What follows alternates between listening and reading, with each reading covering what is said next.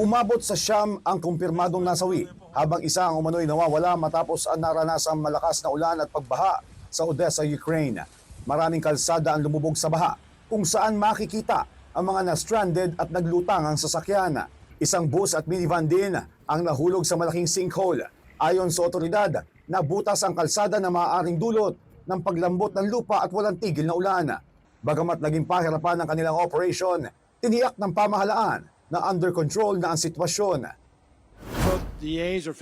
Sa Amerika, nangyari na ang partial government shutdown ng Estados Unidos matapos hindi maipasa ng Kongreso ang kanilang funding bill.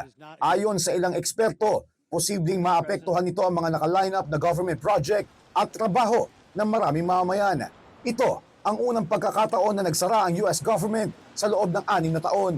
Gayunpaman, kumpiyansa si US Vice President J.D. Vance na mabilis din itong masusolusyonan. I don't know. I can't predict what congressional Democrats are going to do, Peter, but I actually don't think it's going to be that long of a shutdown. This is a pure guess from the Vice President of the United States because I think you already saw some evidence that moderate Democrats are cracking a little bit. They understand the fundamental illogic of this. We're going to have to make things work.